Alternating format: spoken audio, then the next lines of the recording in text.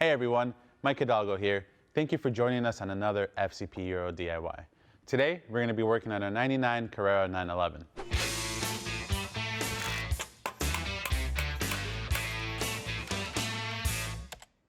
Today, we're going to be covering how to replace the air oil separator on our 996, also known as an AOS. A couple reasons why you may want to look into this.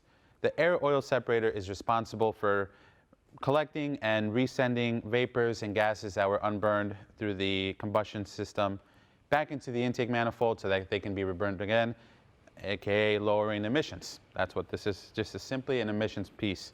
Now, over time, these can tend to fail, and when they fail, they can cause a mass of different problems. Oftentimes, you'll see a lot of pressure in the crankcase.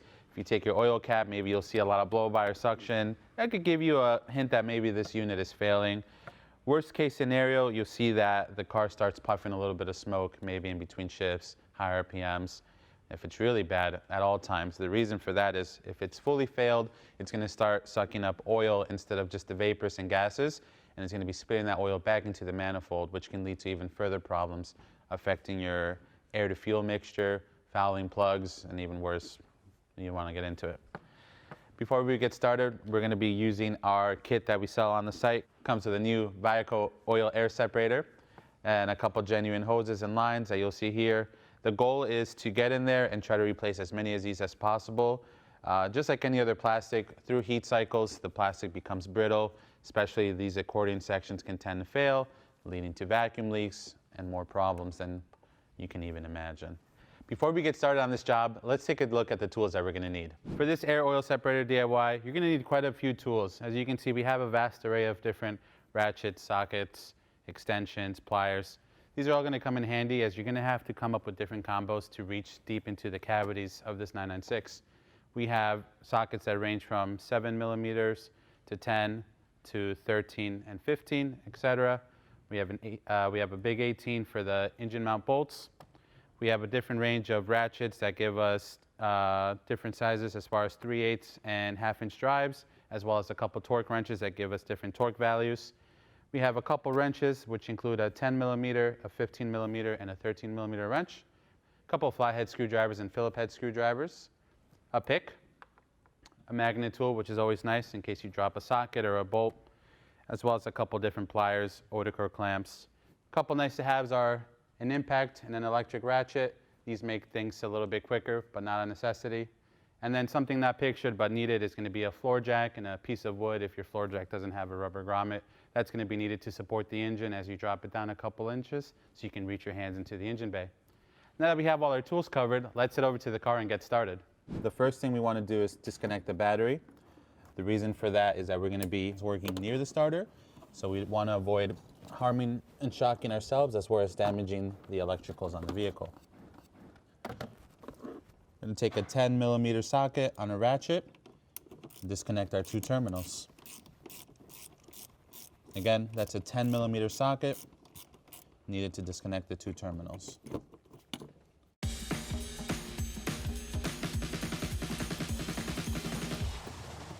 First day on the job.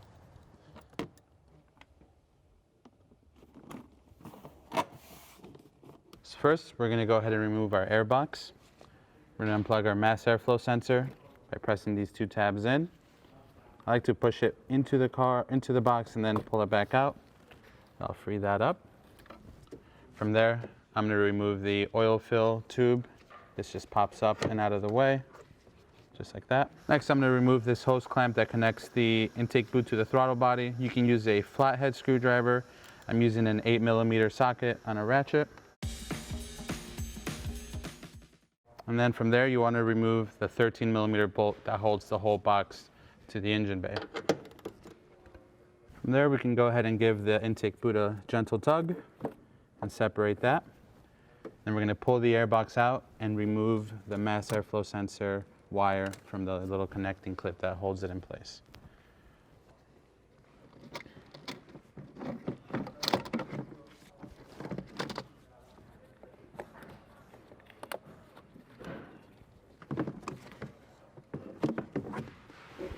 Now we're back up inside the engine bay. We're going to go ahead and work on removing our secondary air pump so that we can get this tank out of the way. First, you want to remove the wires that run through this clip. Simply pull back on this guy, it opens up. You lift them and just literally put them out to the side. Close that back up.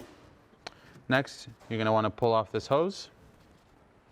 Simply comes off just like that. Just tuck it to the side. Perfect. From there we have a 10mm bolt up here. You would have another one down here. Ours is missing it already. And a 10mm in the back there. That one is already loose, as you can see, but we'll work with that when we get to it. Start removing this top one. This one also holds in the expansion tank. Again, that's a 10mm bolt.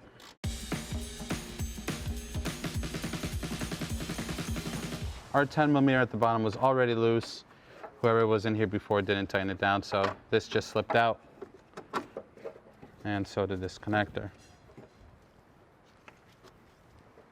To remove the connector, you simply want to find the tabs that hold, see this is why this fell out, it's already broken. To remove the connector, you want to pinch the two tabs on this end, pull back, and it's free. From there we can go ahead and pull this secondary air pump out. Now that we have our air box out, we're going to go ahead and remove the belt. To do that, you're going to want to put a 24mm socket or wrench, whatever you have, on this tensioner here. And we're going to compress it. I have a socket on a wrench. Again, that's a 24mm. I'm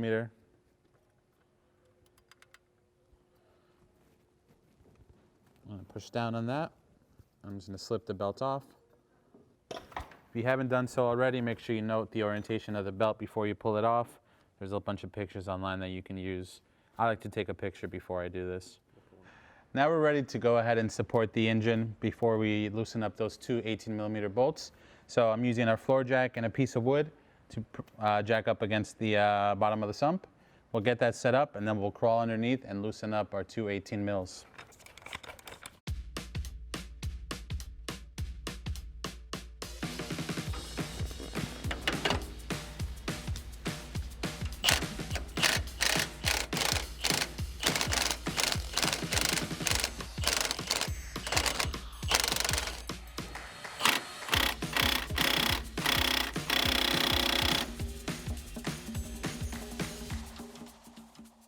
So just to recap, we have our air box out. We also have our expansion tank out. Stay tuned for an expansion tank replacement video on that. It's also helpful to see what we're doing in here with the tank being removed and get our cameras in here. So not a necessary step for this job, but it makes life a little bit easier. So to proceed, we're going to go ahead and start by taking off our throttle body. First things first is we're going to remove our throttle cable. This is a 99-year car, so it's got throttle cable and it's not electric like the newer cars are. So if you're doing this on a 2000, 2001 or newer vehicle, it's just going to be an electrical plug. We're going to actuate the throttle all the way back, and then we can go ahead and pull the end of the cable out and slide it off to the side, and that disconnects that. Next, we're going to go ahead and remove our electrical plug here that connects to the TPS. Similar to the ignition coils, if you saw that video, you want to simply press on that tab until it clicks off and pull the connector out of the way. Now, if you'd like, you can take some painter's tape and label this if you're going to be going further in depth than just this removal. These plugs are kind of all different, so it's going to be a little hard to mix them up, but it can't hurt. You'll probably see us doing that as we proceed. From there, you want to focus on taking out, we have 5 10mm bolts. We're going to remove those. This is just a bracket that helps support it, so we can get this out of the way and work on disconnecting the next plug as well as this hose. Using a 10mm socket and an extension, I'll start with this one right here.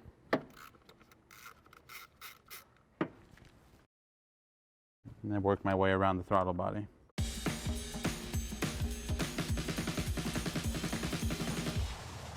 You want to do this top right one before you do the top left one, just to give yourself some mobility on this hose, so you don't have to flex it too much.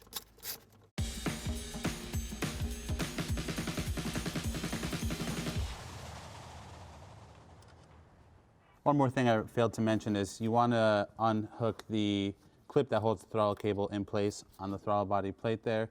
I'm going to try using a couple pliers just to push the 2 pins in, and we can push that guy right back.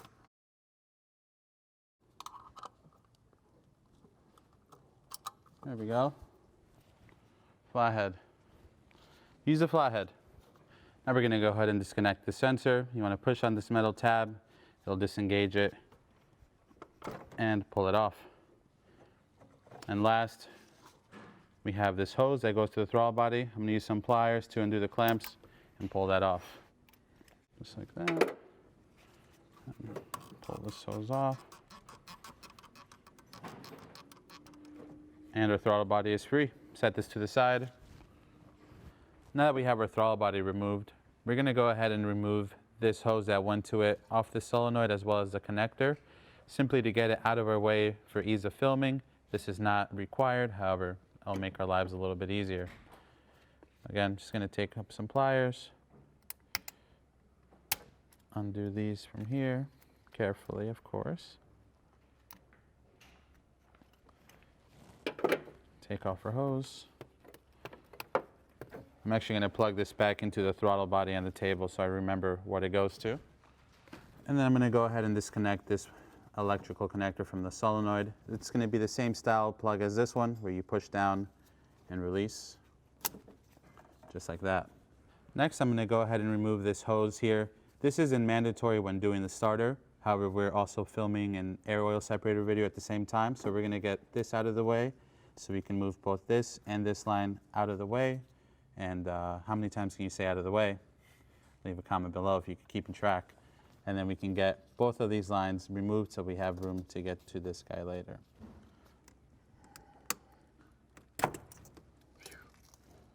There's one. Next, we're going to go ahead and remove this air oil separator line that goes to the plenum here. There's going to be a ridge portion on the top and the bottom. We're going to go ahead and squeeze on both of them and try to remove it without breaking it. Of course, we're going to be replacing this on this car, so we're not too worried if we do. If you're not replacing this line, be very gentle with these as the plastic becomes brittle over time and you can risk cracking it.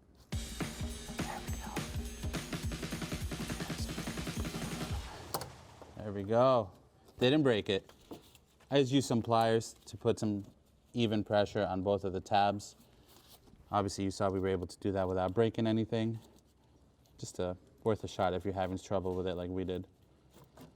And just push that off to the side. I'm going to use a 7mm socket on a long extension on a 1/4" ratchet to take off the 4 hose clamps that remove the plenum here. First, what you want to do is you're going to want to go ahead and break the inner ones first, and then twist the plenum to break it free from the connecting boot. And then from there, we'll tighten these 2 back up, and then we'll loosen up the outer ones to break them free from the manifolds. I'll show you what I mean as we go. First, let's tackle the 2 inner ones. Again, 7mm socket to free these up.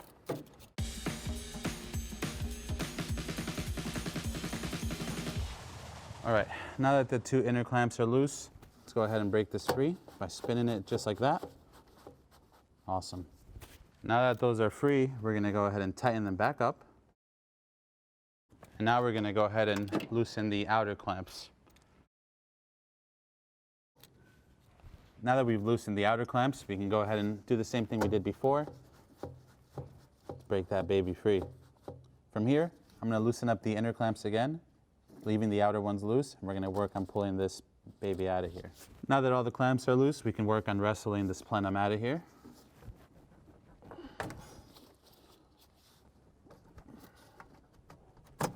Like that. Bam, baby. Now we're going to go ahead and remove this boot connector on this end from the plenum. Just careful when you pull it off. There is a vacuum line that runs to it, which I'll show you as soon as we get this off here. So you can see it right here where it pokes through at the end of the screwdriver.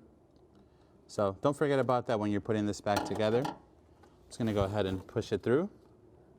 Just like that. Here's the feed for it. And then this is on the left side of the engine, on the driver's side. And then same thing on this right side. Just be careful, this one also has a vacuum line going to it in the same spot as the other one.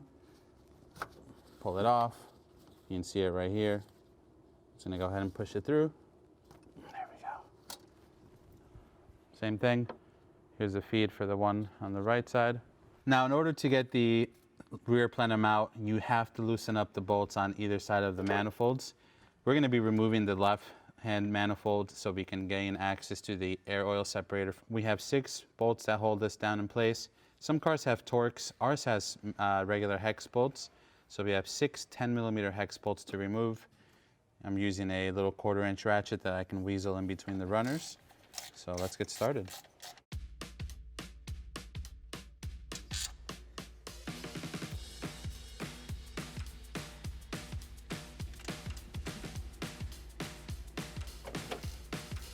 That one's kind of loose.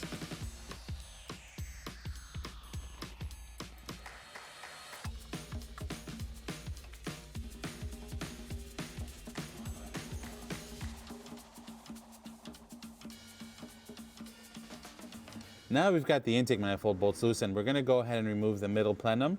That's going to give us enough room to slide this out.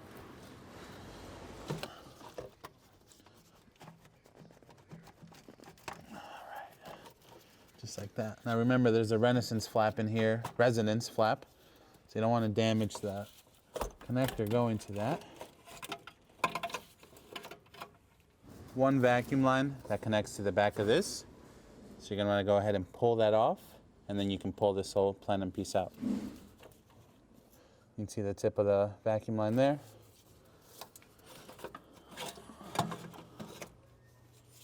And for a better view, here's where that vacuum line was plugged into. It's a resonance flap right in there. Now to get to the air oil separator, we're going to go ahead and remove the manifold fully. Everything that should be connected to it is disconnected. All our 6 bolts are out. Both of our plenums are out. So while holding some of this stuff out of the way, let's go ahead and try to free this thing out of here.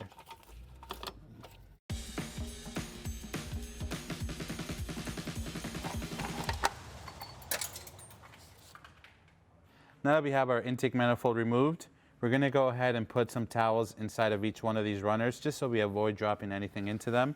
You want to do that until you're ready to reinstall your manifold again. All right, before we go any further, we just wanted to give you guys a little bit of an overview of what's going on.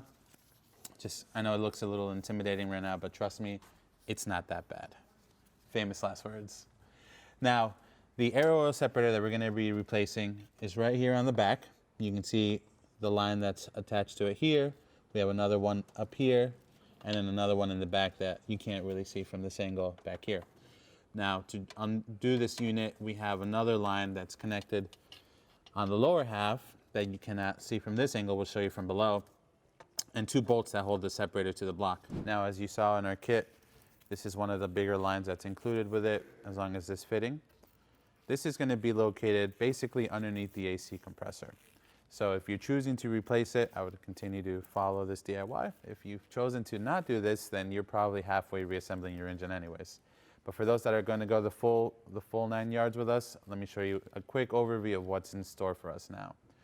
Now, in order to get to this other end of this breather hose, we have to remove a couple things from the right-hand side of the engine, starting with our reservoir for our hydraulic fluid for our power steering. We're going to have to get this out of the way, followed by our jump junction over here and a couple brackets that hold that in place. From there, the tricky part is going to be removing the AC compressor. For those of you that have done your homework, you know that this one's a little bit tricky, as you have 2 easy bolts to get to in the front and a tricky one that's in the rear. We'll have to fish our way in between the manifold runners for that one. And lastly, we're going to be removing our intake manifold on the right-hand side, as well as we're going to be doing an oil cooler DIY, so stay tuned for that as well. Again, that's not a mandatory step. We're doing this so we can continue working on the car in other videos. But again, reservoir, jump junction, AC compressor comes out. You can access this fitting that this line connects to on the other side of the car. So without further ado, let's go ahead and get started on this. So we're going to restart by taking out as much of the hydraulic fluid in the reservoir tank as possible. I'm using our CTA 7073 syringe. It's an extracting syringe. You can use something similar, or a turkey baster. Just don't use the one from the kitchen. Take this off, set it to the side. I'm just gonna do this a couple times until I get out as much as possible. I'm gonna put my cap back on just to avoid letting anything fall into the reservoir, even though we're gonna be removing it. does not hurt to play it safe. From here, we're going to work on removing this 10mm bolt that holds the bracket to the reservoir onto the manifold. And then we're going to go ahead and rotate this counterclockwise and remove it. Again, this is a 10mm bolt. Just using a socket with an extension. You're going to want to put yourself a couple rags. You want to set yourself some rags down here because this is where the reservoir is going to separate from the pump, and as soon as we remove it, there's going to be a little bit of spillage as we couldn't get all the way down in here. So I'm going to use a couple shop towels, get them neatly in place, and then we'll go ahead and show you how to take this off. Now that we have our towel situated, you want to go ahead and rotate this locking ring counterclockwise, and then we can go ahead and remove our reservoir. So I'm going to try doing it by hand first. This thing probably hasn't been off in its whole life.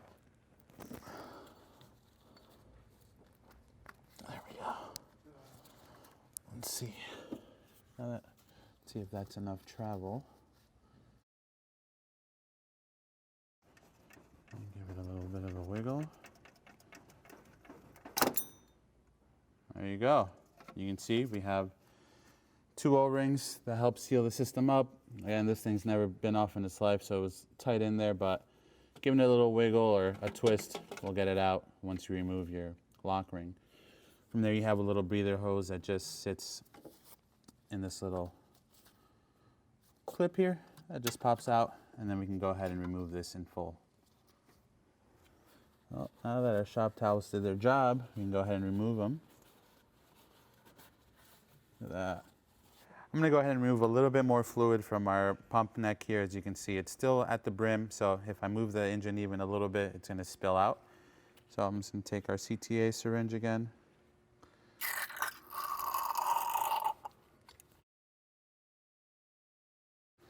And from there, I'm going to put a towel in here. It's going to soak up some fluid, but it's just going to be to avoid having anything fall into that pump while we have everything apart here. So again, just a little shop towel action. I'd rather have that in there than garbage falling in there. Now that that's taken care of, we can go ahead and remove our junction box over here. We're going to go ahead and start by popping over this positive terminal cap and removing this bolt first so that we can free up this cable. To get this bolt off, it's going to be our nut. It's going to be a 13mm. I'm going to go ahead and thread our 10mm back in so I have some leverage on this nut, otherwise it's going to keep flexing this bracket. There we go. Go ahead and thread this one off by hand. Again, just a reminder, if you've forgotten, the battery is disconnected. You always want to make sure when you're working with electrical that your battery is disconnected. We've since done this from the beginning of this project, but can't hurt as a quick reminder. That can come off. Now we have a couple 10mm on the right-hand side of this positive terminal box that we're going to go ahead and remove. So again, it's just a 10mm nut.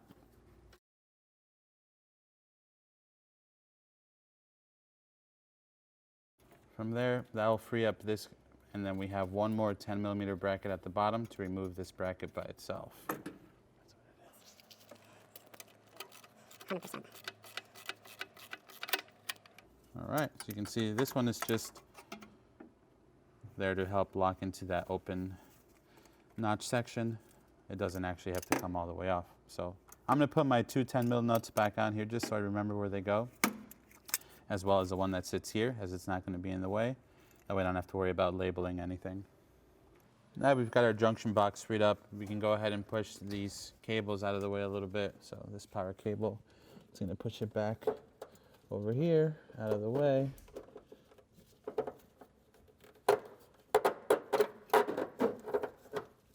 Beautiful. This one's going to have to just float around. We can move it more once we get the AC compressor out.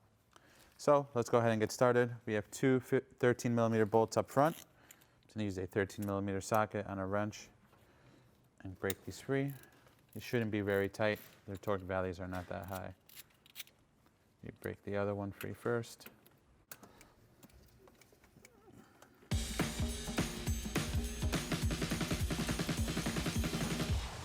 So as you can see, I was struggling to get this front bolt out. I found there is a 10mm bolt down there that holds the plastic harness that this cable that's in the way is held on by. So I'm going to go ahead and remove it to see if that gives us some more room to get this 15mm bolt out. This would have to come out anyways now that we look at it when the manifold comes out for our oil cooler video, so might as well take it out now. And using a magnet tool, I'm going to fish this bolt out. So as you can see, removing that bolt didn't really help us out. We're going to go ahead and cut the zip tie and see if there's another one underneath the harness. Let me show you the real struggles here, my good people. This isn't all movie magic and ha-has. We struggle too.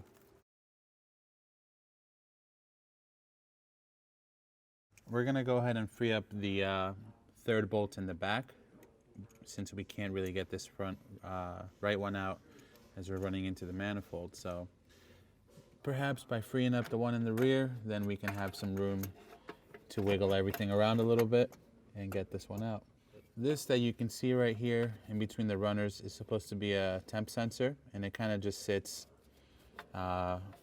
in the manifold right here. Someone has been in here before, so we'll be sure to put that back in its home when we put it back together. But for now, we're just going to pull it up and off to the side. We're going to try coming back in here with an extension that has a wobble on it. Weeble wobble.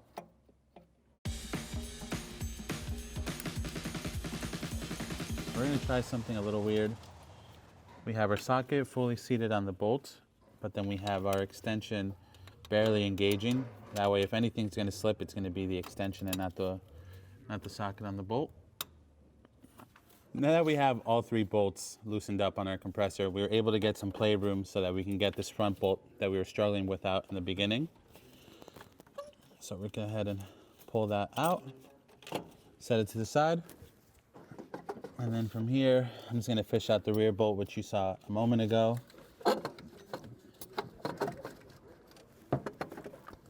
Or maybe it's going to come out with the compressor. Let's find out. All right. So you couldn't see a lot of this, but in order to get the compressor forward, what I did was I held the back bolt up and then pulled the compressor out by the top line here, gently of course. Before we go ahead and pull our compressor out of the way, you'll note in between the runner here, we have one connector. This is what triggers our clutch. What we're gonna go ahead and do is disconnect it so that we can pull the compressor out further. Just gonna pull the compressor lead out, just like that. So now we got our AC compressor out. We have it set on this ridge here. We're using a pig mat. It's nice, it's thick, and I left the bolt in obviously because the AC line's in the way of it going out, but it's acting as a stop to keep this from rolling back into the engine bay. In addition, we threw in a zip tie around the strut. It doesn't have any tension on it. It's just as a safety should it fall back into the engine bay or want to fall out and scratch the car. So it's just showing you how we have it set up. If you don't have this here, you might be able to pull it out even more and shove it where the taillight is, but this worked for us. Now that we have our AC compressor out, you can take a look at what's under here. A whole lot of nothing really. Unfortunately, this line does not end under the compressor like we thought initially. It actually ends right underneath the intake manifold, below the fuel line. Now you could argue that you could probably remove the upper radiator hose to get to it. However, we're going to go ahead and remove the manifold so that we can get this whole part of the manifold out of our way. And then if we have to, we'll disconnect the upper radiator hose, but we are going to take off the manifold. Unfortunately, we're trying to avoid that for this DIY. However, as mentioned before, for a further DIY, we're going to be doing our oil cooler down there, so it's got to come out anyways. So just to recap, if you're doing this at home, your air oil separator, you're almost done with the project. You have the one large line that goes through the runners on the right-hand bank of the engine and then makes its way back underneath the fuel line right at the front of the motor behind the upper radiator hose. So upper coolant hose. So we'll give you a couple views of how this looks. You can decide if you want to try removing the the coolant hose first or the whole manifold. Before we remove the manifold, we're going to go ahead and get this harness out of the way as well as this power line. So this we're just going to kind of pull off to the side, there is something that holds all of these cables in order. It's just a little plastic clip. I'm going to try to keep it together there just to keep everything organized. And from here, we have our harness that runs through here. I'm going to go ahead. We already cut the zip tie earlier when we were getting one of the manifold bolts out, thinking that maybe this would separate. However, as we can see, it did not. So our next move is going to be to pull up on this. That should be enough to get the manifold out of here. As you can see, we have it routed underneath. Once the manifold is nice and loose, we'll be able to just sneak it out from underneath the harness without having to tug on it too much and risk damaging it. So similar to the left-hand bank, we're going to go ahead and remove the bolts that hold this one in place, starting by the front and working our way to the back.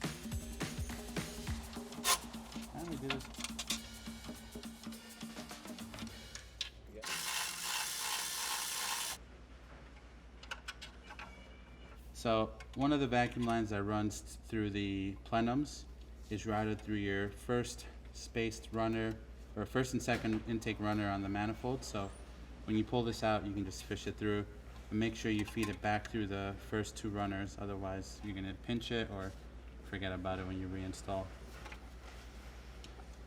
Break them out.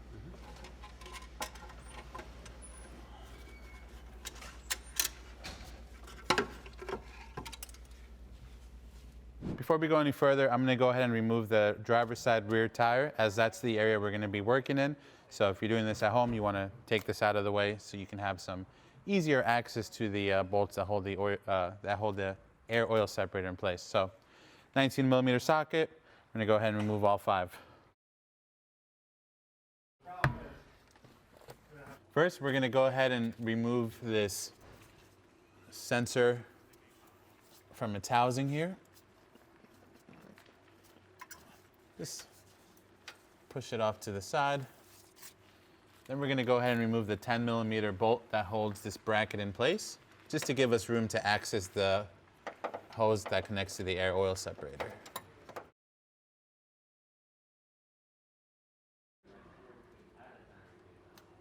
Now we get that bolt out, we can go ahead and push this bracket off to the side. I'm going to go ahead and put this 10mm bolt back in its home, just so I don't lose it or have to worry about bagging and tagging it. Now we got that 10mm bolt removed and the bracket out of the way, we're going to go ahead and remove this lower hose clamp first, using one of these fancy tools. What's it called? Couldn't tell you. We're just going to push into this accordion hose.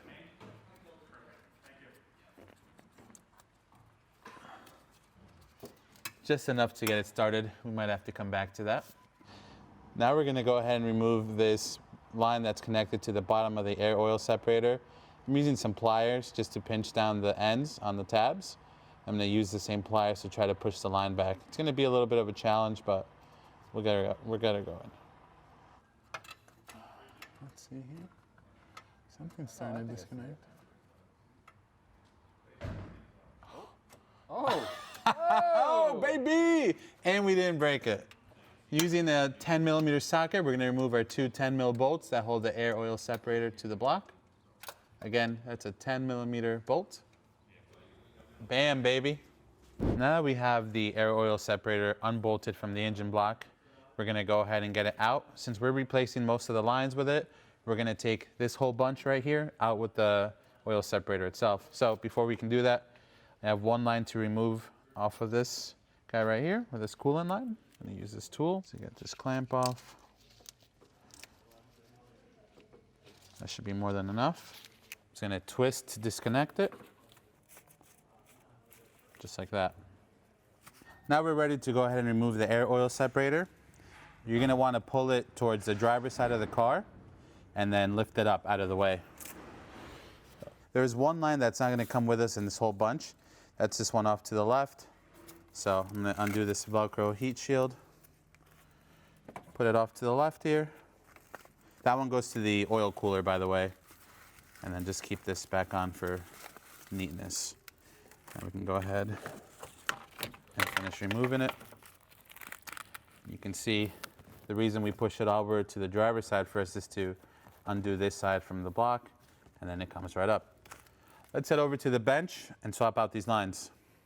Now we have our air oil separator off the car. We're going to go ahead and use it as a reference to set up our new one. Since we are replacing the lines, we don't have to worry about taking the old one apart, but it's good to use it. That way you know what goes where. So you can see we have 1, 2 nipples, and then we have 2 connections for the main lines. So our longer hose, which is on this one still with a little bit of braiding over it, it's going to be hooked up to this bottom nipple here, bottom as in if it's in the vehicle. I got my clamp on the hose ready to go. Just going to feed it through.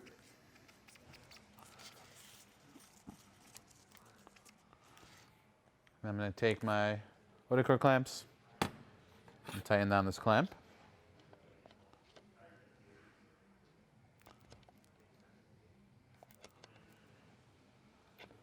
There we go. That's not going anywhere. Now we're going to take our next hose, and this one's going to go on this upper nipple. Same thing, I'm going to set it up with a clamp and get that one snugged on. There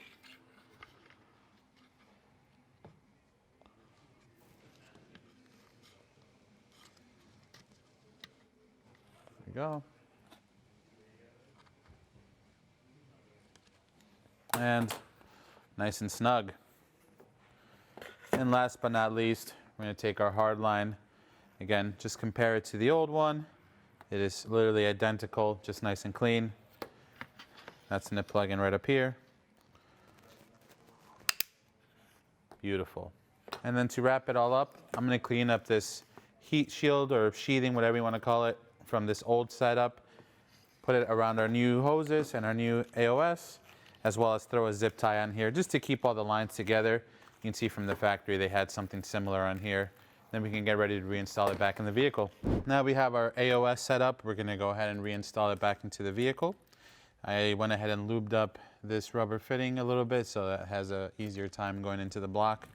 We got our hoses set up, so let's feed it in.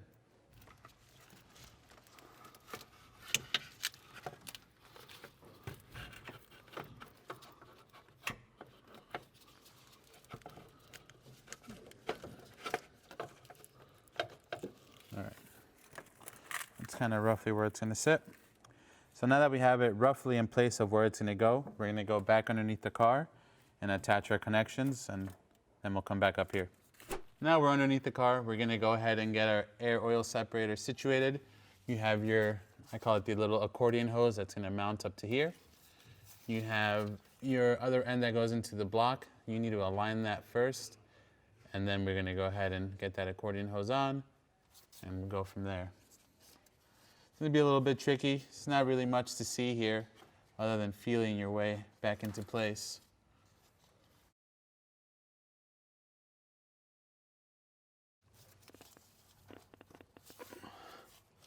Our accordion boot seated itself. Now we just got to get the other end that goes into the block.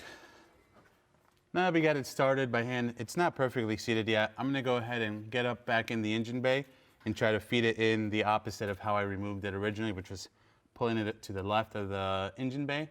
Now I'm going to try to push it towards the engine itself, just to make sure that inner part of the AOS is fully seated. From here, I'm just going to try to massage this thing back into place, get a better angle on it, seating up against the block. Basically doing the opposite of what we did for removing it. Instead of pulling away from the block, we're pushing towards the engine block. That should put us in a pretty good spot. We should have those bolt holes aligned down below so we can put our two 10 millimeters back on. So again, let's get back underneath the car and get that taken care of. Now that we're underneath the vehicle again, you can see we still have a little bit more to snug up on this AOS. So let's get that seated. We need to get our accordion boot seated and the rest of this AOS aligned.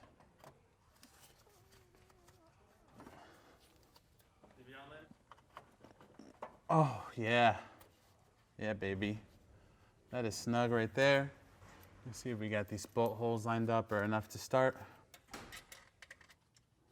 We're gonna go ahead and just snug these down by hand, but if you wanna torque them, it's gonna be about 10 Newton meters or so.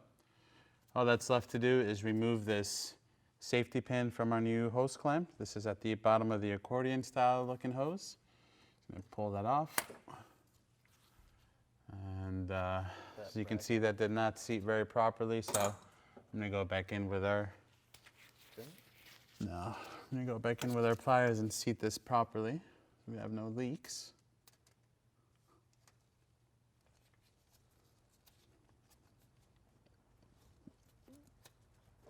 Can't get a pick in there too. Oh. That's it, baby. There we go, baby. That's it. What was the trick? I don't know. Now that we've got that taken care of, the next thing that would be left would be to connect our breather hose. However, we're gonna replace ours, so we're not gonna go ahead and do that just yet. We're gonna hop up, back above in the engine bay and work on getting that swapped out. So hold tight. We have our 10 millimeter socket on our bolt with an extension. It shouldn't be very tight. It should break loose pretty easily. We're going to pull it up and out as a whole. Since we're replacing the whole thing, we're not going to bother with disconnecting the line at the fitting. If you're not replacing the fitting, which we highly recommend you do, then you can go ahead and disconnect it. Then using a magnetic tool, we're going to go ahead and get our bolt out of here, or fish it out of here, I should say.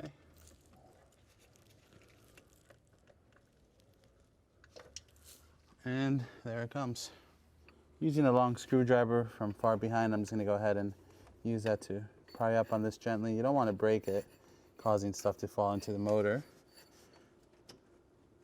But it should come up fairly easy.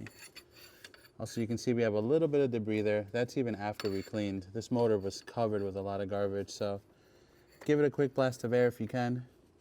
Whatever you can do to avoid stuff falling into the engine block. Right now we're working on disconnecting the fitting from the breather pipe just so that we can clear the underneath of the fuel rail, otherwise it won't come out. When we install our new one, we're going to connect it up here before we put it back into its home.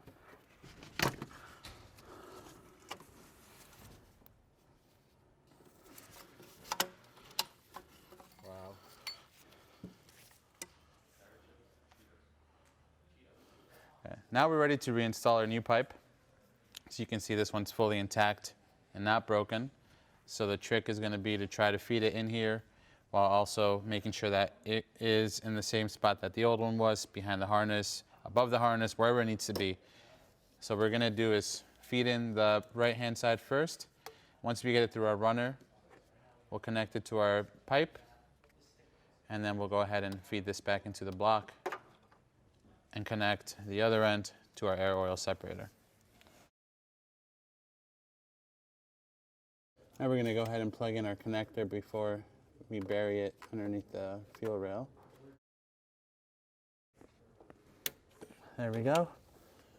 And now continue feeding this pipe through. On this left-hand side, you want to make sure you keep the line beneath your harnesses, your wires. I went ahead and disconnected a knock sensor, as you saw, as well as another plug in the middle of the engine valley, just so we can feed the tube through. Then we can go ahead and reconnect everything. Knock sensor, again, goes over the tube and then back underneath it. Plug that right back in. And then we have one more plug that we undid right over here. Goes over the tube, just so we don't forget. Now we can go ahead and connect our breather end right back into the hole in the block there. Now, similar to when we removed it, we're going to try and use a long flathead screwdriver to get in here and kind of help seat this where it needs to go.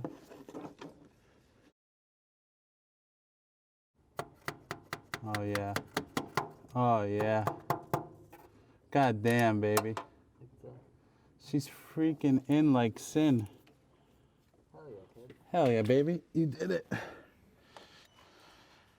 Our new 10 millimeters going in. This one comes pre-Loctited.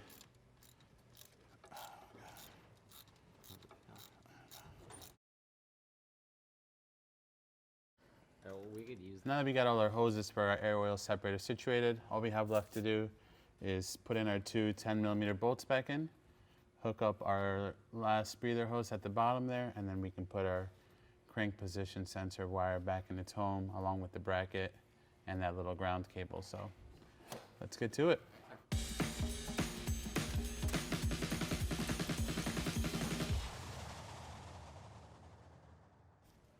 Now that we have our two bolts situated, I'm going to go ahead and connect our lower crank hose to the bottom of the air oil separator.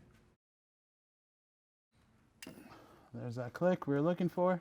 All that's left to do is we're going to put our bracket back into place, the one that holds our crank position sensor and ground cable together, and we can end up being underneath the vehicle. Bolt out that I left in place earlier so I didn't lose it.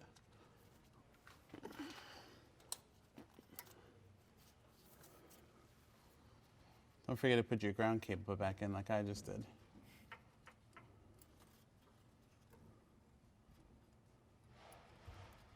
Feed the screw through the cable first, then the bracket. We can go ahead and snug it up. If you're going to torque it down, it's no more than 5 to 7 foot-pounds. We're just going to use our 10 millimeter socket and snug it back into place, as all it's doing is holding some wires.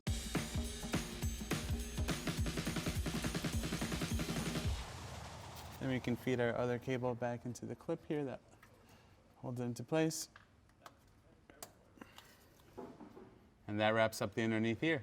Now let's head back up top, get our manifolds installed, and wrap up this air oil separator DIY. We're gonna go ahead and continue replacing the items that come with our air oil separator kit.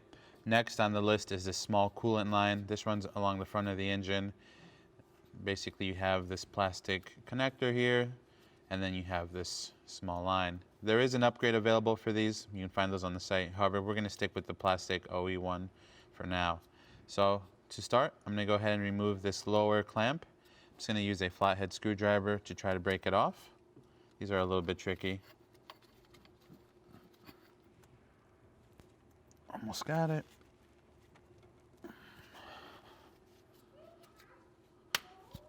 Well, as you can see, we got it pretty mangled up. It might be enough to pull it off this nipple now.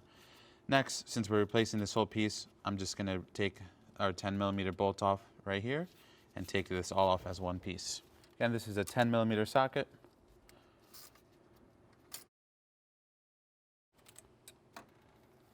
And from there, we should be able to pull this off. Well, that's gone forever. And here's the old piece. Now we can go ahead and install our new piece. I already went ahead and mated the connector to the hose, so it's easier to install, and then we just have to do our lower outer core clamp and our 10 millimeter bolt. That's just going to slip on like that. And then the new clip, you can see the new connector has a little clip at the bottom, just like the old one did. It just kind of latches onto the bottom of this bracket here, just to guide it. And you can thread your 10 millimeter back in. The kit does include a new one, so go ahead and use the new hardware. No need to reuse the old one.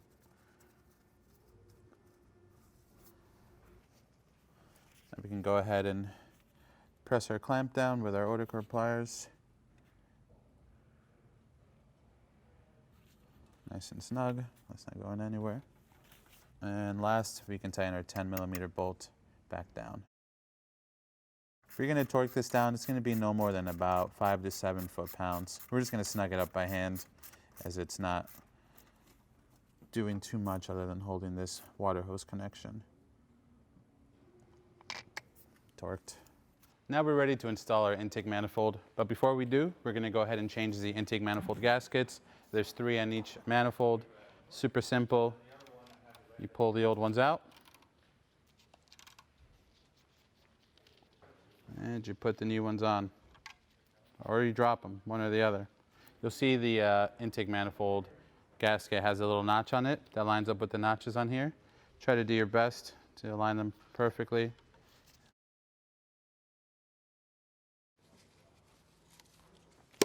Now we got our gaskets on, let's go ahead and get this baby back in the car. Now we're ready to install our manifold. A couple of things to remember. This vacuum line has to go between the first and second runner. Make sure nothing's gonna be pinched or in the way. If you need to move your harness a little bit to get a better look, you can. However, we got a pretty good spot lined up, so we're gonna grab our hardware and we're gonna thread them all a little bit by hand, and then we'll go ahead and torque them down. However, we got a pretty good spot lined up, so we're gonna grab our hardware and we're gonna thread them all a little bit by hand, and then we'll go ahead and torque them down.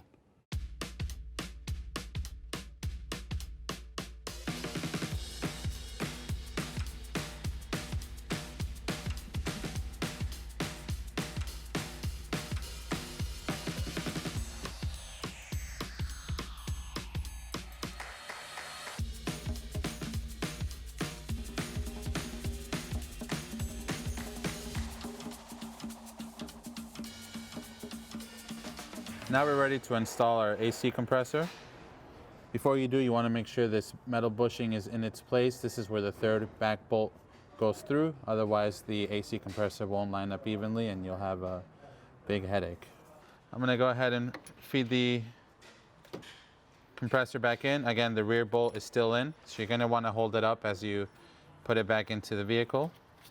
And our further right bolt is also still in. One more thing you want to remember is this plug. This is going to be fed in between the runners, and then we plug it in afterwards. I'm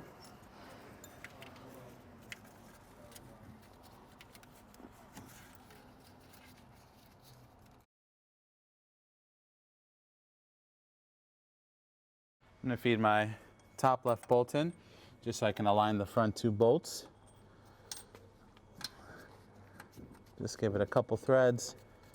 Still need some play out of it. Now our lower bolt can be started by finger as well.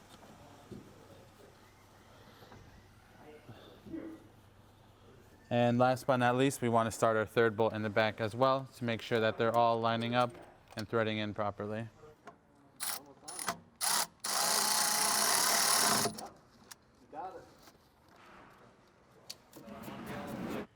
You want to make sure to torque these down to 25 Newton meters, or 17.5 foot-pounds, I believe is what it called for. It's not much.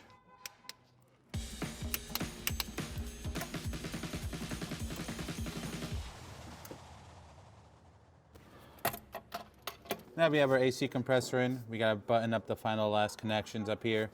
If you remember earlier, our temperature sensor wasn't even in its home. If you have a little bit of trouble putting in some rubber grommet like this, a little bit of dielectric grease always helps. It won't degrade the rubber, and it'll just help get it in to the slot. I'm just using the tip to spread it. I'm not putting a ton on here, simply spreading it with that. Let's separate this. Try to put the grommet back in by itself.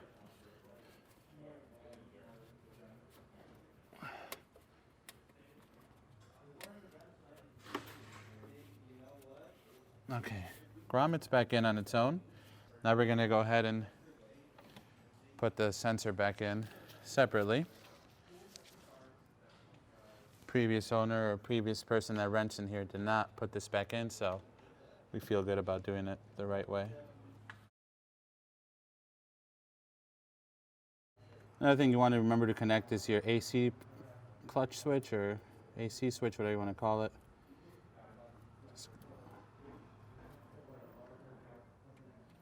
Just clip right back in.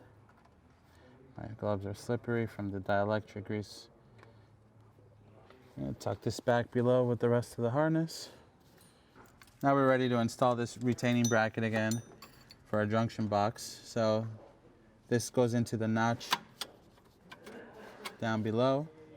I'm just going to snug it up a little bit so this bracket isn't dancing all over the place. That's good. I'm going to go ahead and feed our 10 mil back up top. Remember, this is the one I had kept on the manifold. I took it off just before we started filming this.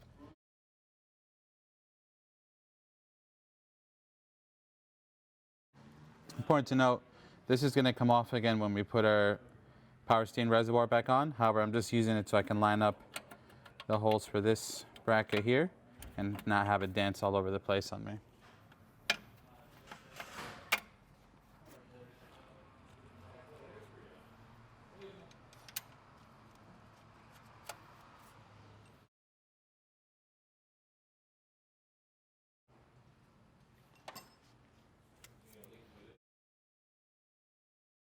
These we're just going to tighten down hand tight. If you were to torque them though, you could probably argue they're going to be about 5 foot-pounds. Nice and snug. And then we'll get our last cable over here. Get this box open. Slip it on. And put our 13 mil back on. It's going to look like that. Go ahead and close this back up. And now we can get ourselves ready to put our power steering reservoir back in. I'm going to remove this rag, remove this 10 mil, and we'll get it going. Now we have all of our air oil separator lines hooked up. We're going to go ahead and slide our intake manifold on the left bank right back in. We've already replaced the intake manifold gaskets, just like we did on the right manifold. So we're going to slide it in, leave it there loosely so we can focus on putting in our interior plenum and hook up our vacuum line to our resonance valve. So this is just going to live there loosely for now. And now we're going to go ahead and work on getting our rear plenum in. I'm going to get our hose clamp just up here off to the side. I'm going to grab this vacuum line and I'm just going to hook it up outside here. This vacuum line goes to the back of the resonance valve, just like that. We're going to go ahead and feed it all the way through without losing our hose clamps. Sorry, GoPro. It's not personal. Now the tricky part is going to be putting the plenum on and making sure we have no leaks on either side. Something like that, my good people. If you're lucky, it'll basically self-install itself. Let's go ahead and get these hose clamps adjusted and we can go ahead and leave them ready for tightening. Now that we have our rear plenum in, we're going to go ahead and leave the hose clamps loose until the manifold's fully bolted on. From there, we're going to go ahead and sneak on our first plenum. You want to remember that these little boot connectors have a port in them for the vacuum line, so you want to make sure you route both vacuum lines into each boot connector. It looks something like that. And then these came in pretty far through, something like that. And then let's do the same for the left. Here's our left one, same deal, has a port in there for the vacuum line. So let's get that one situated.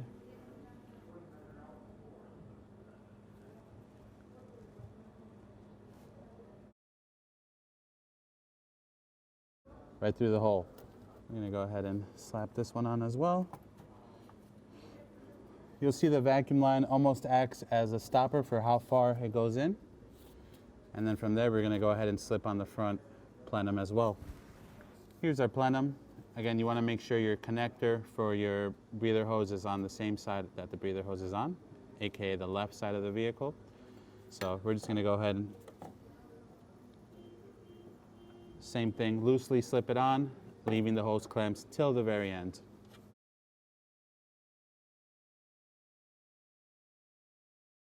Just something like that. Once we get the manifold bolted down, we'll go ahead and adjust our boots on the ends, make sure that everything's nice and tight, and tighten down the clamps. So first we're gonna go ahead and line up our first intake manifold bolt. Don't forget this one had an accessory bracket on it. Just gonna thread it in a couple threads by hand, just enough so we have enough play.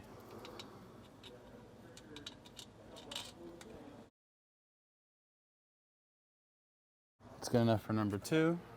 Now let's work on number 3. Another one, self-installed.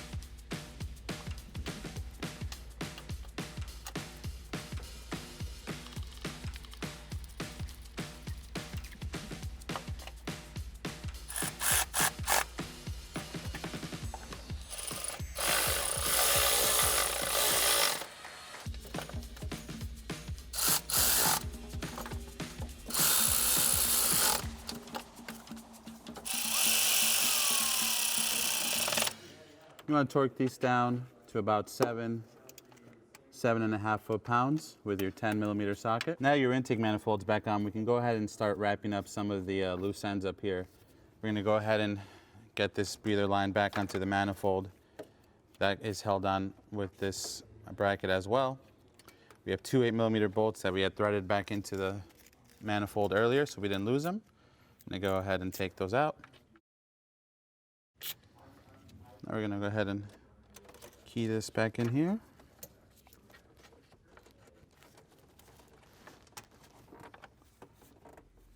Something like that, along with this bracket. You're going to sit like this.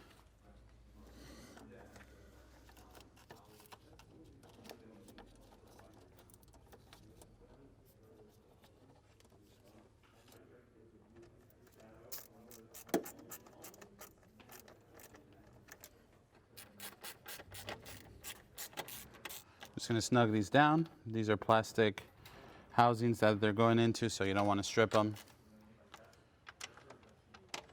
Nice and snug. Now we have these two 8mm locked down. We can go ahead and plug in our electrical connector back for that solenoid. This one's over here on the left-hand side. Just going to go ahead and clip it on. Now we can move on to tightening down our hose clamps for the plenums.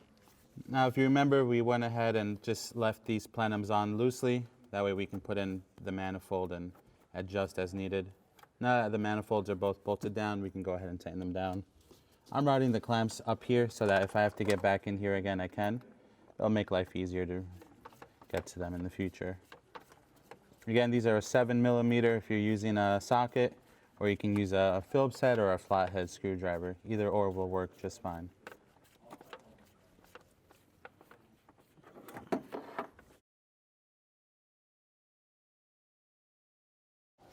Now we're ready to install our reservoir back in. You can see on the receiving end there is 4 arrows. Kind of looks like the buttons on a Nintendo controller. The reservoir has those same arrows on it that are going to key it into place. Then we're going to go ahead and rotate our locking collar.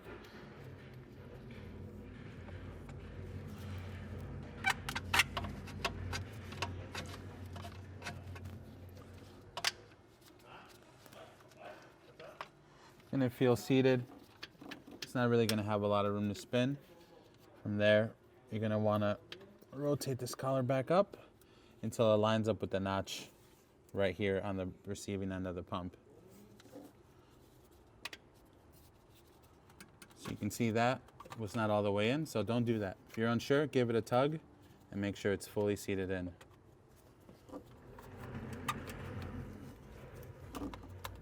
There you go. We can line up our brackets here and put our 10mm back in. 10mm bolt back in.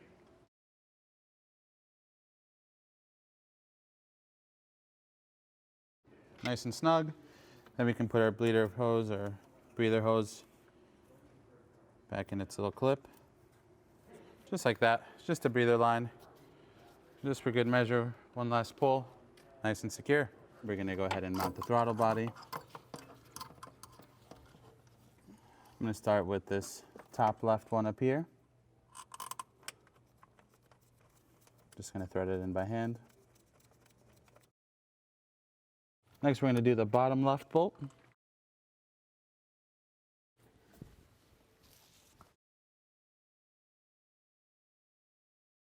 Next, we're going to do the top right.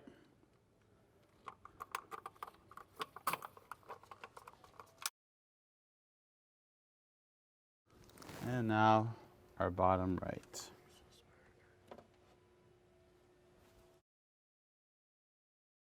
Now I'm going to go around on all 4 corners and tighten it down evenly. If you're going to torque these down, again, these are small bolts going into a plastic housing, no more than 5 to 7 foot-pounds.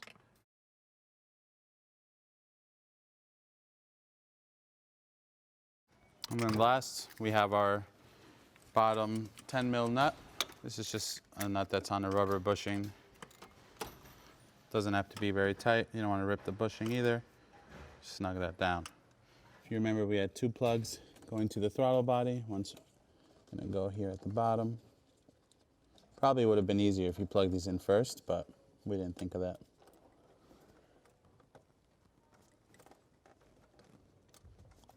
There's one. And then we have the second one in the back. This one was the more tricky one to get to when it was in. But nonetheless, we got it here. You okay? And there's two. Now we have our throttle cable to hook up. I'm just gonna pull it out. Actuate the throttle all the way back. Feed the head in. If it's not coming down all the way like it should, then go ahead and play with the throttle cable in the back. Maybe you need to align it a little bit better. There we go. Now we can install our new 18mm nut. And then we're going to torque it down to 63 foot-pounds. Now we're going to go ahead and repeat the same on the other side. Now that we've snugged this side down, we're going to go ahead and torque it down to 63 foot-pounds. Now we're going to reinstall the secondary air pump. I'm going to go ahead and plug in the electrical connector first. You can see it's notched. It only goes in one way. There we go. Normally this is going to have a little channel here that was already broken that will hold this in place. You can go ahead and throw a zip tie in it if yours is missing like ours is. We're going to go ahead and do that real quick. Then we're going to go ahead and remove our 10mm nut that we put back earlier to keep our tank in place. And we're going to slip our secondary air pump back into place roughly. Slip our hose over. That's just a press fit. There's no clamp on there. And if there was, it's long gone. 10mm can go back.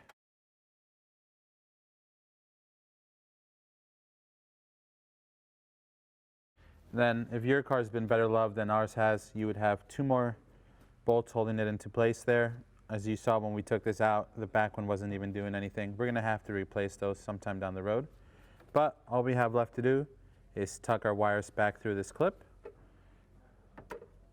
Pop that open. Slip them in and close it. Now we can feed our new belt in. I'm going to work my way from the water pump up, as this one's going to be the sneakiest to get on. Now I have the belt almost lined up for the most part. Because it's easier to reach up here, I'm going to pull it off this top roller.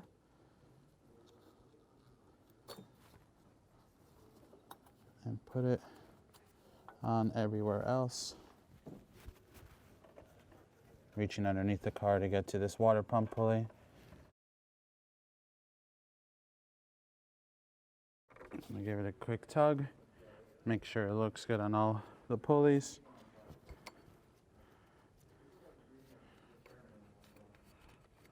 And now we're going to put our 24mm back on the tensioner and try to slip the belt on.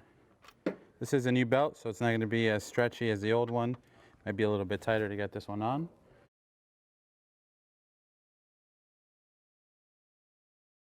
Just like that. Now we can put our air box back on and wrap up this job. Now we're going to put our air box back in. On the bottom, you'll see there's supposed to be two allocating dowels. Ours is missing one, so we're going to go ahead and make sure the one on the right finds its way in. We're going to go ahead and slip it in.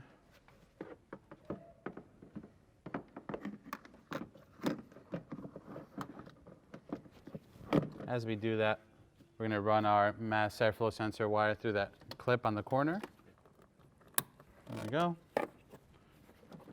And we can go ahead and line up our air box.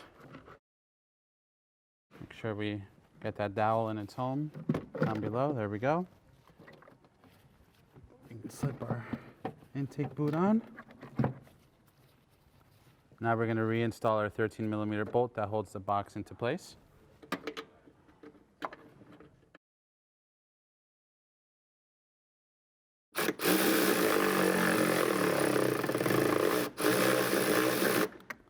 There we go.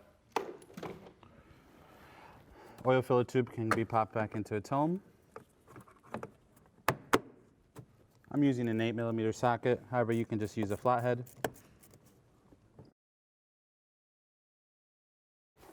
we can pop our air tube back in.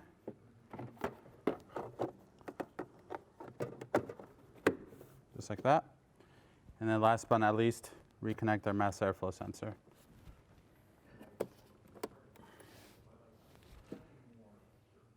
There we have it. Now that the motor's bolted back up into place, we can go ahead and remove our floor jack, lowering it slowly just for precaution. Pull it out of the way. And there we have it, my good people. Air oil separator DIY in the books. As you can see, this is a pretty big job if you're going to go ahead and do a proper job. We went ahead and removed our left intake manifold, our right intake manifold. We took out the alternator while we were in there, the AC compressor, all of these things just to make sure that all of the parts from our kit were replaced. You can argue that you can just take out the left intake manifold and do the separator itself. That's up to you to choose at home. A couple things to recap. You want to drop the engine a few inches so you can reach in there. And if you have the opportunity to, I recommend removing the expansion tank. That'll give you plenty of room to get your hands in there and see what you're doing. Overall, not a bad job, but pretty taunting in the fact that you have a tight space to work around in. If you guys like what you saw in this video, please be sure to give it a thumbs up. If you have any questions or comments about what we did during this DIY, leave those in the comment box below. And if you like this DIY and you want to see more like this one, consider subscribing. We make new ones all the time. As always, thank you for watching. We'll catch you on the next one.